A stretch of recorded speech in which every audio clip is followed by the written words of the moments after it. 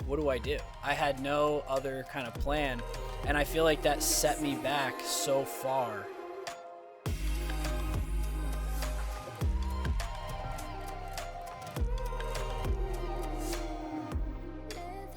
Guys, just the clip. We're back. I'm here with Jared today, and we're going to be talking a little bit about how to go about planning out your life. That's kind of a big one. So, Jared, what do you want to talk about today? All right. So I looked up a fact, and that fact is that the male brain doesn't fully develop until age 25. Ooh, So that mine's probably means still not. parts of the brain. Hey, I just got there. I just turned 26. Oh, shit. So the parts of the brain, like the prefrontal cortex and the hippocampus, are two parts that are in charge of long-term decision making. And if our brains don't fully develop until 25, that would explain so many mistakes that I've made in my life. I don't know about you, but Yeah, no, that makes a yeah, lot of sense. yeah, man. So I mean, I, well, first of all, I think it's crazy that we all go through college at such a young age, or a Yeah, majority of us do, and we're pushed to do that. I right, mean, it makes sense because you only live so long, but right. I mean, if I've we can't always even kind make of, long-term decisions. yeah, I've always kind of said this where you're asking 17 and 18-year-old kids to like pick what they want to do for the rest of their entire life. And like, I mean, you look at my Yeah. example, right off the bat, I went to college. I was so sure that civil engineering was what I wanted to do for the rest of my life, and I couldn't have been more wrong. So I mean, that's huge. hmm Yeah, it's crazy. I mean, some of us do know what we want to do at a young age, and some people are prodigies, but a majority, like I'd say the 99%, don't know. And, if you don't know, it's hard to it's easy for you to feel like a failure. Yeah. Um, so yeah, today we're going to be talking about planning your life. And it seems like a big topic, but we're going to break it down in ways that, some easy examples of things that you can incorporate into your day-to-day life, or maybe one big example that you can use today that can help you be on the road to figuring out like what you want to do, maybe um, cleaning up your life and going towards something that you find meaningful. So one of the first points that I had is unidimensionality. And What does that what that mean? means is Big word. what unidimensionality is, it's being really good or being exceptional at one thing. So those prodigies that I just mentioned, the people who are really young and already figure out what they want to do, like, these kids who already know that they're going to be TikTok famous Yeah. for dancing, God. Doing the floss. or YouTubers, yeah, or streamers. No, yeah, but I mean, unidimensionality, it's like we all picture ourselves doing something great, and like, you maybe try something out for the first time and you suck at it. So you daydream about, playing in a stadium, or performing in front of thousands of people. It's something that we do, but the fact is it's not realistic. Yeah. And the reason it's not realistic is because you pay for it. If you are very exceptional at one thing, you probably aren't going to have a life. And I mean, that's just a fact. Because if you look at a healthy life, you spread things out, right? So you have like a family, you have a network of friends, you do things outside of work that you love, but you're not likely to be exceptional at one thing. So that's sort of the price you pay with, what I'm going to call a healthy life. I mean, sure, if you're going to be the best at one thing, that's great. But in order to be the best, you have to sacrifice a lot. Right. Yeah, and I So, think if you watch and you pay attention to professional athletes, I mean, they're one of the best examples of this because typically speaking, if you're a pro caliber player, you're getting looked at in high school. So again, You're in that 17, 18-year-old kind of phase of your life. You get picked up by a pro team, and let's say you play out a full career. Let's say you retire at 35 or 40 years old. Well, guess what? Now you're a 35 or 40-year-old person who has more than half of their life ahead of them, and all you've ever known is this sport. And I think you see it with professional athletes all the time is they don't know what to do with themselves.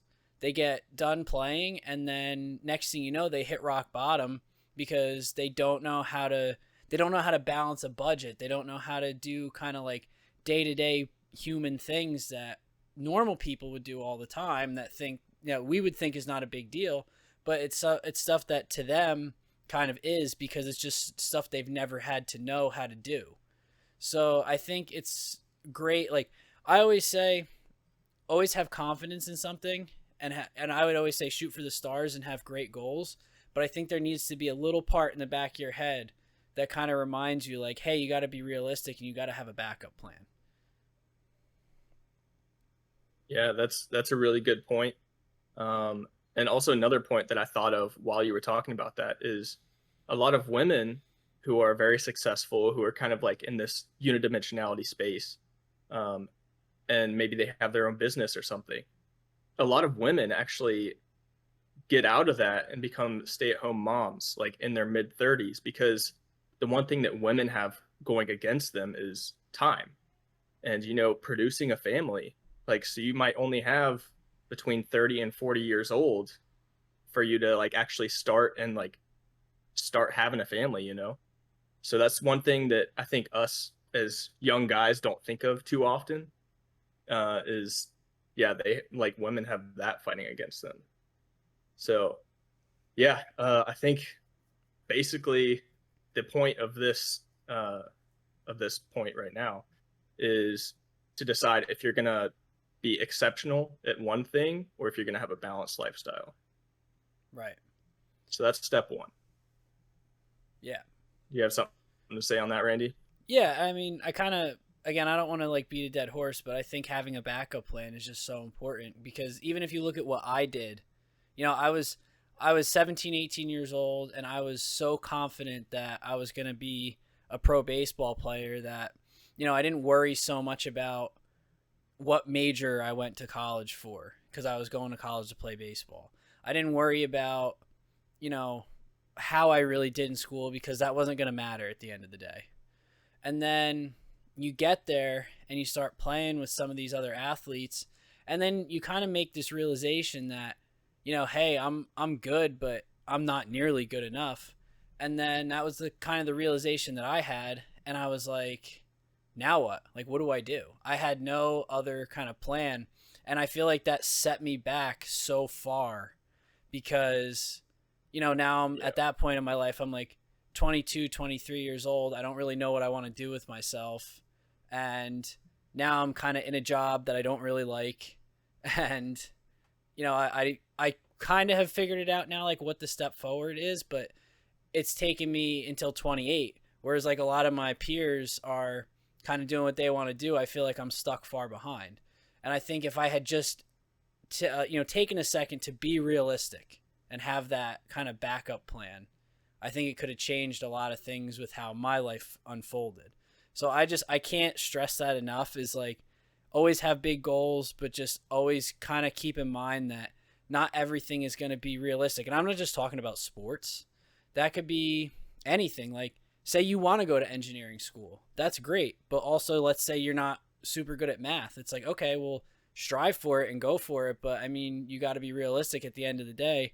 You're not great at math, so like it's going to be a really big struggle for you, so you should have a backup plan in case that doesn't work out. So that's just a big one for me. Like that's a big kind of talking point that I like to talk about all the time, because I feel like people don't think of that. Yeah, that's a really good point. Yeah, because if one plan falls through, then what are you gonna do? And Right. maybe you spend a few years trying to figure that out, and at that point in time, you're behind your peers, which is Yeah. something that Talon mentioned fairly recently, actually on the episode that we have yet to record. Yeah. Yeah. So look for that. But I think the next good point is to, in order to navigate, like, ask yourself, where are you? And then take stock of your life. So, where are you going? I mean, think consciously about who you are in an articulated manner and where you're going and why and how you're going to get there. So, take a day basically to orient your life, justify your existence. Like if you're in college right now, uh like what have you done in your life so far? And maybe you have this like grand plan of, you're going into this career field, but you're only doing it for money and because that's what people have told you will make you successful. So, I mean, justify your existence. Yeah. It sounds kind of funny, but I mean, take a day and do that, and it'll help clear a lot of things up for you. Right. And I think that's important. And I think that's almost kind of like a moment of realization that I've kind of had recently where I've just kind of been complacent with where I've been at. And I just had some events go on, like, especially in my job, but like in other aspects of my life too, where I'm just like, what am I doing? Like, what am I doing with myself now? Yeah. It's like, you got to take, like, Yeah. it is great. Sometimes that moment just happens. It happens because of an outside factor. Like that's what happened for me. But I think you shouldn't have to wait that long. I think just like Jared said, take a day and sit and think about it and be like, am I where I want to be at now? Where am I going from here? And what do I have to do to get to where I want to be? Yeah, and basically what this does, because I should explain further about this. What this does is it gives you the ability to set up the world around you in a way that, so it's the best it can possibly be for you. Yeah. And it, like, what this does is it makes our conditions for failure clear. And that's why a lot of people don't actually do it, because if you're I think Jordan Peterson says, like, living in the fog. He uses that phrase a lot when he talks about stuff like this, planning your future. A lot of us live in the fog, and if we fail, we fail. It's like, okay, we didn't know what our conditions of failure were, Yeah. so if we fail, it just happens. Right. However, if you orient your life, take stock, and then justify your existence, and then set up the world around you in the best possible way for you, and then you make your conditions of failure clear, that's tough. Yeah. That's tough, man, because I mean, there's no gray area, there's no fog. It's like, okay, I know that if I don't accomplish this, I'm going to fail. Right. And it's hard to do. But I think another important point, and I think this would maybe possibly be part 3 of this, would be you got to roll with the punches. You got to realize that you can plan out every aspect, every minute of your life, and things are going to happen. Unforeseen things are going to happen that are going to change that. Your plan is you've got to be adaptable because things are going to happen that are going to change your plan. You might be forced to move where that might change your plan. You might have to uproot your life and go somewhere else. You might have someone pass away, or millions of other things that we've probably even talked about on this show that are going to change what your plan is. So you gotta realize that, and you're gonna fail. You are gonna fail. Yeah. You're gonna plan for stuff and you're gonna fail. I think another important part is to not let your failures destroy you, because it's so easy to do that. You could say take a test for like say you want to be a lawyer and you take your bar exam the first time and you don't pass it. Are you done? That is that failure what's defined you? Like, oh, I didn't pass the bar. I guess that's it. I just wasted all these years going to school for being a lawyer. Now I didn't pass my test, so I'm done. No. Go hit the books, study, and do better next time. I know it sounds, and it definitely, like, me saying that is more simple than doing it. But if it were easy, everyone would do it. Yeah, that's a really good point. And I think it's important to reiterate that you can fail and like not have a clear definition of failure for yourself. Right. So, I mean, like, yeah, when you're talking about tests and like studying for tests, that's pretty simple because you don't have to plan out, like, you don't have to set a time frame for it. You know, like for us doing this podcast, we have to set a time frame for some of our goals. And it's like, okay, we can either make this a 2-month goal or a 2-week goal. And that can be intimidating because it sets the amount of work that you have to do. Right. Yeah. So make your condition of failure clear. Right. And that's why that's important, because you're, like I said, you're going to fail no matter what you do. You're going to fail at stuff. It's going to happen. You just have to roll with it. You have to learn from, what is the whole point of this podcast that we're doing? You know, we have learned from our mistakes, and that's what we're trying to relay to you. You need to do the same. Don't let your mistakes destroy you. Learn from them. I heard this somewhere, and I really can't remember where I heard it. It's probably a cliche anyway, but it's kind of like, a mistake isn't a mistake as long as you learn something. Yeah, that's great. I like that.